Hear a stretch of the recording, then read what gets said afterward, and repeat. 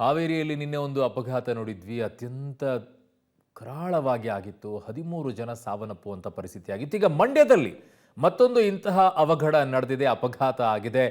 ಅಲ್ಲಿ ಏನಾಗಿದೆ ಪರಿಸ್ಥಿತಿ ಅನ್ನುವಂಥದ್ದನ್ನ ನೋಡೋಣ. ಮಂಡ್ಯದಲ್ಲಿ ಆಗಿರುವಂಥ KSRTC ಬಸ್ನಿಂದಾಗಿ ಈ ಸಮಸ್ಯೆ ಆಗಿದೆ ಅಂತಿದ್ದಾರೆ. ಚಾಲಕನ ಅತಿ ವೇಗದಿಂದ ಮಂಡ್ಯ ಬಳಿ ಅಪಘಾತ ಆಗಿದೆ. ಮೊದಲಿಗೆ ಕಾರ್, ಆಮೇಲೆ 4 ಬೈಕ್ಗೆ ಡಿಕ್ಕಿ ಹೊಡೆದಿದೆ.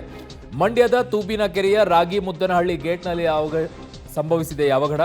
KSRTC ಡ್ರೈವರ್ ಕಾಲ್ ಕಟ್ಟಾಗಿದೆ. ಮೈಸೂರು ಆಸ್ಪತ್ರೆಗೆ ಈಗ ಶಿಫ್ಟ್ ಮಾಡಿದ್ದಾರೆ. ಬಸ್ನಲ್ಲಿದ್ದ 30 ಪ್ರಯಾಣಿಕರ ಪೈಕಿ 10 ಜನರಿಗೆ ಗಾಯ ಆಗಿದೆ. ಅದೃಷ್ಟವಶಾತ್ ಯಾರಿಗೂ ಕೂಡ ದೊಡ್ಡ ಮಟ್ಟದಲ್ಲಿ ಏನೂ ಆಗಿಲ್ಲ. ಬೆಂಗಳೂರು ಮೈಸೂರು ಎಕ್ಸ್ಪ್ರೆಸ್ ವೇನ ಡಿವೈಡರ್ ದಾಟಿ ಸರ್ವಿಸ್ ರಸ್ತೆಗೆ ಬಸ್ ನುಗ್ಗಿತ್ತು. ಘಟನೆಯ ದೃಶ್ಯ CCTVಯಲ್ಲಿ ಸೆರೆಯಾಗಿದೆ.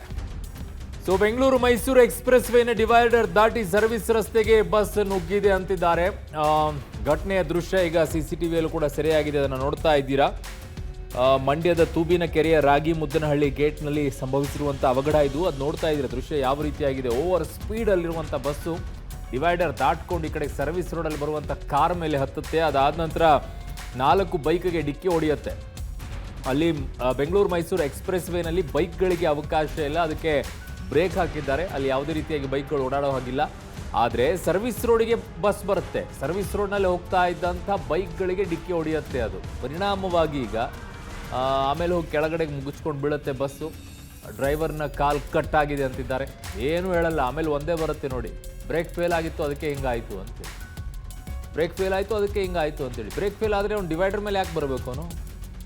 ಅಲ್ಲಿ ಆಗುವಂಥ ಸಮಸ್ಯೆ ಏನು ಅಂದರೆ ಮೊಬೈಲ್ ಯೂಸ್ ಮಾಡ್ತಾರೆ, ಮೊಬೈಲ್ ಯೂಸ್ ಮಾಡ್ಕೊಂಡು ಓಡಿಸ್ತಾರೆ, ಹೆವಿ ಸ್ಪೀಡಲ್ಲಿರ್ತಾರೆ, ಕಂಟ್ರೋಲಿಗೂ ಸಿಗಲ್ಲ. ಇಲ್ಲೇ ಸಿಟಿಯಲ್ಲೇ ನೋಡ್ತೀವಿಲ್ಲ ಯಾವ ಪ್ರಮಾಣದಲ್ಲಿ ಬಸ್ಗಳನ್ನು ಓಡಿಸ್ತಾರೆ, ಹೆಂಗೆ ಓಡಿಸ್ತಾರೆ ಅಂತ ಹೇಳಿ, ಏನೇನಾಗಿರುತ್ತೆ ಅದರ ಅನಾಹುತಗಳು ಅಂತೇಳಿ. ಇನ್ನು ಅಲ್ಲಿ ಸಿಗುತ್ತಾ? ಆ್ಯಕ್ಚುಲಿ ಇಡೀ ದೇಶದಲ್ಲಿ ಒಳ್ಳೆಯ ಹೆಸರಿರೋದು ನಮ್ಮ KSRTCಗೆ. ಆದರೆ ಕೆಲವು ಘಟನೆಗಳು ಈ ಥರ ಅದಕ್ಕೆ ಕಪ್ಪು ಚುಕ್ಕಿಯನ್ನು ತಂದಿಡುತ್ತೆ. ಯಾಕೆ ಹಂಗಾಗುತ್ತೆ ಅಂದರೆ ಈ ಮೊಬೈಲ್ಗಳನ್ನು ಅವಾಯ್ಡ್ ಮಾಡಬೇಕು. ಮೊಬೈಲ್ಗಳ ಪರಿಣಾಮಗಳು ಏನೇನು ಆಗ್ತಾ ಇದೆ ಅಂತೇಳಿ ತುಂಬ ಕಡೆಗಳಲ್ಲಿ. ಇಲ್ಲೇನಾಗಿದೆ ಗೊತ್ತಿಲ್ಲ, ಕಾರಣ ಈಗ ಹಲವು ಬಸ್ಗಳಲ್ಲೆಲ್ಲ ಕ್ಯಾಮ್ರಾ ಅಳವಡಿಸಿದ್ದಾರೆ. ಇಲ್ಲೂ ಅಳವಡಿಸಿದರೆ ಗೊತ್ತಾಗುತ್ತೆ ಆ ಡ್ರೈವರ್ ಏನಾಗಿದ್ದ ಏನಿಲ್ಲ ಅಂತೇಳಿ. ಬೆಂಗಳೂರು ಮೈಸೂರು ಎಕ್ಸ್ಪ್ರೆಸ್ ವೇನ ಡಿವೈಡರ್ ದಾಟಿ ಸರ್ವಿಸ್ ರಸ್ತೆಗೆ ನುಗ್ಗಿ ಒಂದು ಕಾರು 4 ಬೈಕಿಗೆಲ್ಲ ಡಿಕ್ಕಿ ಹೊಡೆಯುತ್ತೆ.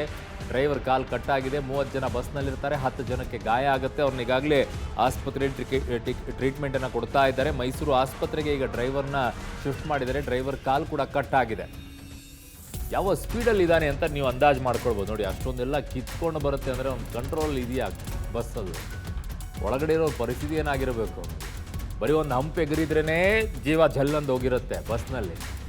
ಈ ಪ್ರಮಾಣದಲ್ಲಿ ಅವನು ಡಿವೈಡರ್ ದಾಟ್ಕೊಂಡು ಈ ಕಡೆಗೆ ಬಂದು ಸರ್ವಿಸ್ ರಸ್ತೆಗೆ ಹೋಗಿ ಹೊಡಿತಾನೆ ಅಂತ ಒಳಗಡೆ ಇರೋರಿಗೆ ಅದರಿಂದ ಏಟಿನಿಂದ ಮಾನಸಿಕವಾಗಿಯೇ ಏಟು ಜಾಸ್ತಿ ಆಗೋಗಿರುತ್ತೆ. ಅವ್ರಿಗೆ ಗಾಬರಿ ಆಗೋಗ್ಬಿಟ್ಟಿರ್ತಾರೆ, ಭಯ ಆಗೋಗ್ಬಿಟ್ಟಿರ್ತಾರೆ. ಇನ್ನೊಂದ್ಸಲ ಬಸ್ ಹತ್ತೋ ಬಿಡೋದ ಅಂತ ಹೇಳಿ.